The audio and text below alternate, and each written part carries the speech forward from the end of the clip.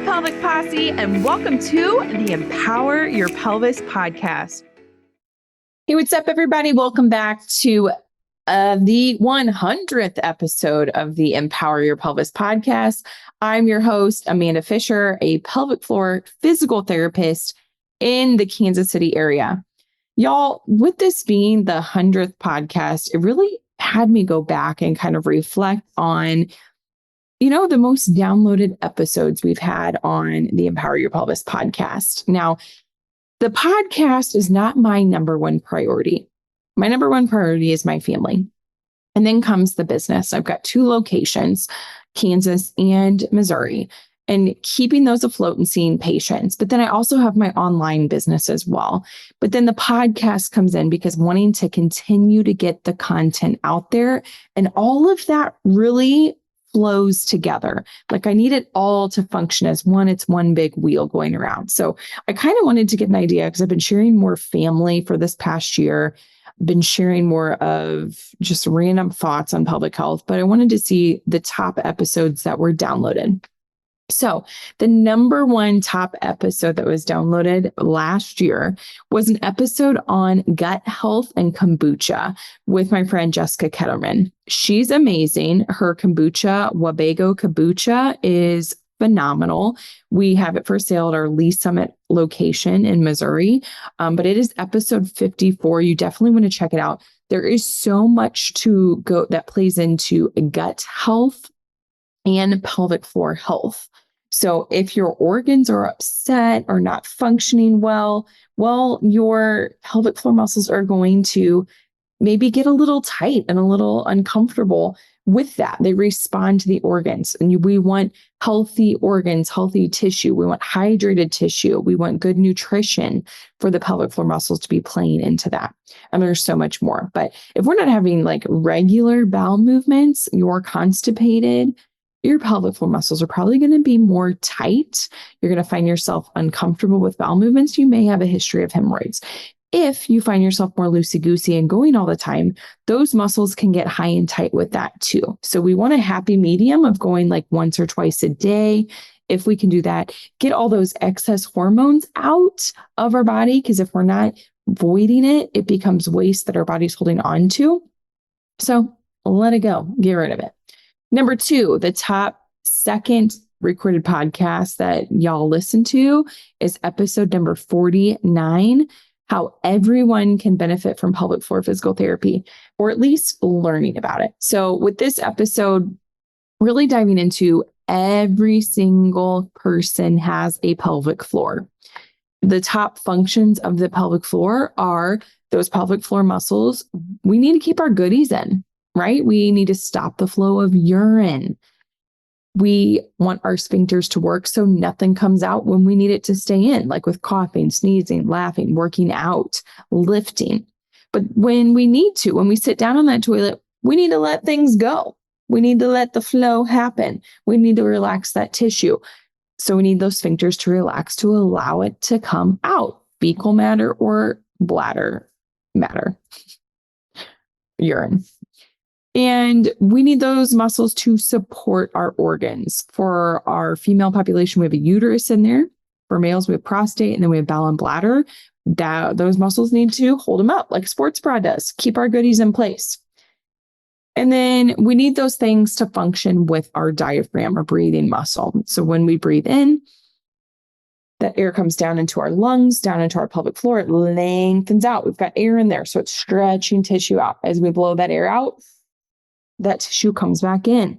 It creates a sump pump factor of going in and out, pumping fluid in and out. The same way that when I do ankle pumps or I move my arm or my legs, I'm moving fluid through it. It's a sump pump effect. And then they're sexual and function. I don't know if y'all know this, but they aid in sexual function. They have to help with really quick contractions to get blood flow and circulation through to have orgasms, or it helps with pleasure down there without even an orgasm. It really helps with that arousal, increased blood flow. And y'all, when we get increased blood flow down there, there is research that backs it up. Decreased headaches, decreased pain, better menstrual cycles, better mood. The list goes on and on. There's even been research done in male population where it shows a decreased risk in prostate cancer for getting more blood flow and circulation out there. Topic for another day. We'll chat about it later. Third highest episode downloaded in the last year is on habits and pelvic health. I'm really big on finding triggers within the house as a busy mom and business owner on when I'm going to do my pelvic floor health. My number one time that I do it every single day is when I brush my teeth. I work on my balance. I work on popping it or dropping it into a deep squat. When I wash my dishes, I'm holding onto a sink or also with brushing my teeth, I'm holding onto the sink and I'm squatting it down, working on that range of motion. I also have habits with my pelvic floor where I like to go on walks every day with my dog. The only time I don't make it happen, I don't care if it's rain or shine, but it's when it's negative 30 degrees here in the Midwest. I'm not getting outside but for maybe 5 minutes. I have Raynaud's syndrome and it's just not happening, but my dog doesn't want to be out there anyways when it's that cold. So it's learning how to habit stack, do things around your house that you're already doing in your day-to-day life and adding a little pelvic floor mobility into it. Okay. Great episode 51. Go check that out. The fourth highest one was me talking about my denied sponsorship for the last couple of years with the soccer association in our community of Lee Summit. I'm not allowed to sponsor my kids' soccer teams. I have had 3 kids play soccer for this association, and I'm not allowed to sponsor because the words "empower your pelvis" is considered trashy, I guess. It's considered inappropriate. It's considered sexual, which let's think about it. Elbow, we can say empower your elbow. Totally fine. Your pelvis should be looked at just like your elbow. It's part of the body. It helps to move. And in soccer, it helps you run. It helps you aid in function of kicking the soccer ball, helps you move side to side, switch directions. But we cannot have empower your pelvis on a jersey, even if all the parents on the team have signed off on it and said it's okay. The league has said not to. So there's more to that story in episode 53. If you want to check it out, I probably get a little bit more heated than I am right now. It still digs deep, but I still, season after season, ask if I can sponsor my kiddos' teams, which I'm getting ready to send that in. And then the last top recorded podcast for this last year was when I compare the pelvic floor muscles to how Travis Kelce and Patrick Mahomes from the Kansas City Chiefs play football. And it's really not just them two, because we have more than 2 muscles in the pelvic floor. We actually have 28 muscles in the pelvic floor. So I like to think if it's like, and I think it's like 14 people playing football on one side, but you've got 28 different muscles down in the pelvic floor. I need all 28 people on the same team and on the field at the same time to make this analogy work. So pretend that 28 players are on the football field. If offense or defense is not paying it, let's say offense is not paying attention to what's happening with Patrick Mahomes or where he's at or getting ready to throw the football, we have dysfunction. In the pelvic floor world, dysfunction is pee in our pants, pelvic organ prolapse, low back pain, hip pain. The list goes on and on. If you've listened to the podcast, you can go back and listen to any episode of me talking about pelvic floor issues. However, if we're having dysfunction, things are going to be working right. Okay. So we need the team to be working right, to be paying attention, functioning together as a team, everybody contracting and relaxing at the same time.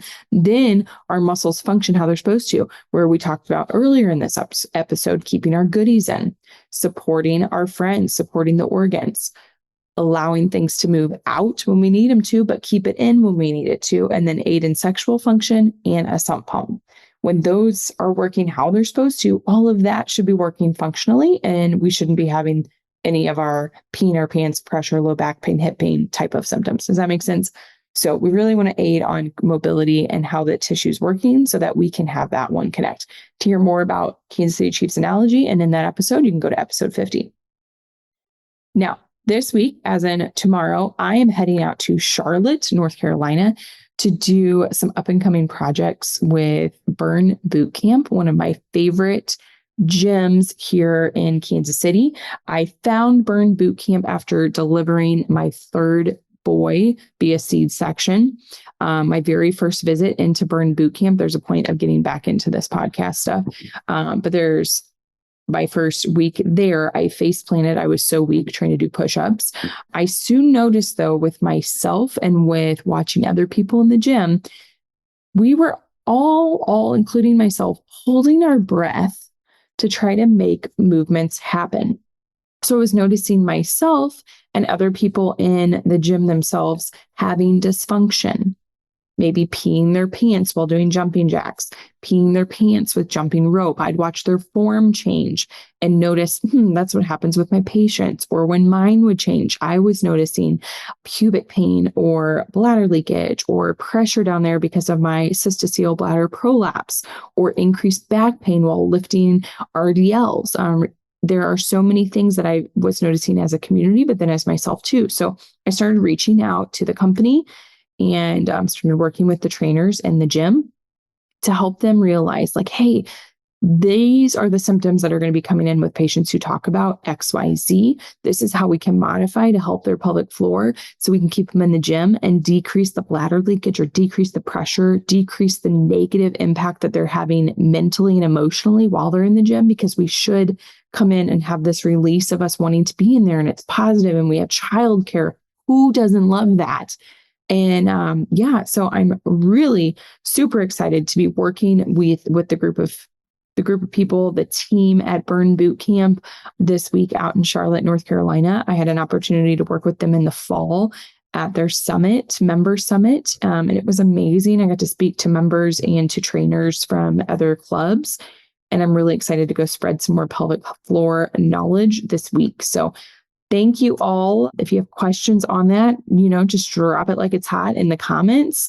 But I'm super excited to share more of this opportunity as the weeks progress on. And have a fabulous weekend and week. Enjoy the podcast, share with friends and family. Go back and check out those other episodes. And as always, with wellness in your pelvis, have a great one. Bye, guys. Hey, Pelvic Posse. I want to thank you so much for joining into this week's episode of the Empower Your Pelvis podcast. Can I ask you a couple of favors, please? Number one, can you like and subscribe to this podcast so that you can continue to empower your pelvis forever so that you will never miss out? Number two, can you leave us a rating and a review telling them how amazing we are and everything that you have learned about your pelvic health? And then number three, if you haven't seen the video version of this podcast, you can go over to youtube.com/C/empower your pelvis for all your visual learners out there. We have all types of great visuals in there for you to not only listen to, but to also watch. Thank you so much again, and make sure to give your pelvis some love. Until next time, peace out, Pelvic Posse.